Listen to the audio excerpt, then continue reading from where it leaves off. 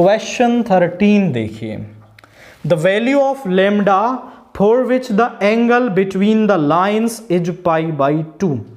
तो लेमडा की वो वैल्यू बता दीजिए जिसके लिए इन दोनों लाइंस के बीच का जो एंगल है वो पाई बाई 2 होगा। पहले तो मैं लाइंस लिखता हूं।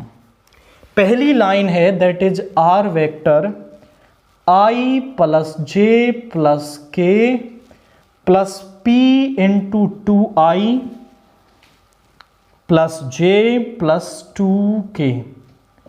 एंड दूसरी लाइन है हमारे पास 1 plus q i cap plus 1 plus q lambda j cap plus 1 plus q k cap, this one.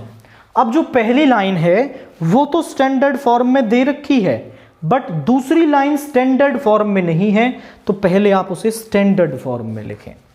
तो यहां बन जाएगी, देखिए जरा कैसे, आई कैप प्लस जे कैप प्लस के कैप।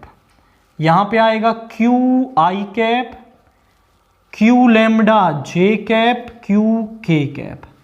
तीनों में से क्यू कॉमन ले लेंगे, सो आई कैप प्लस जे कैप प्लस के कैप क्यू इंटू आई plus lambda j cap plus के cap.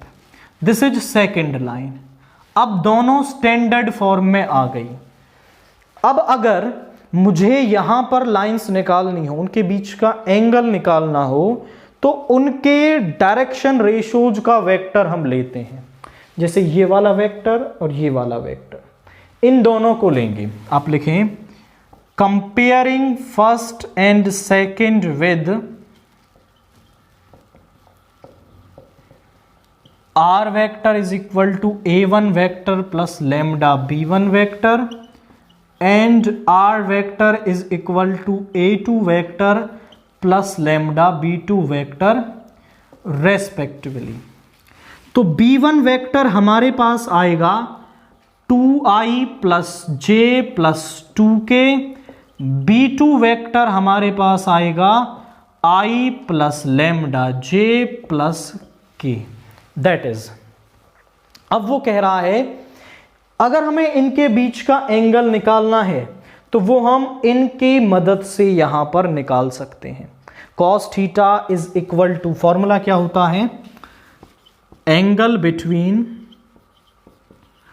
Lines is given by, उसके लिए फॉर्मूला क्या बनेगा, cos theta is equal to b1 vector dot b2 vector upon b1 vector का modulus b2 vector का modulus.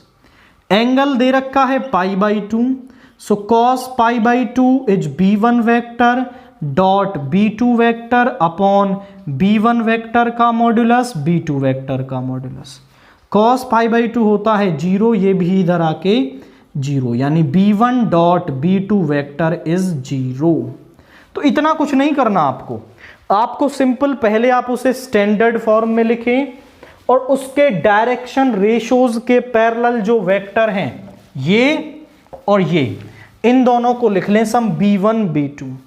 अब अगर वो परपेंडिकुलर हैं, एंगल पाई बाई 2 है, तो हम जानते हैं उनका डॉट प्रोडक्ट 0 होता है। मैंने तो ये कंडीशन ड्राइव करके दिखा दी आपको एग्जाम में ऐसा नहीं करना।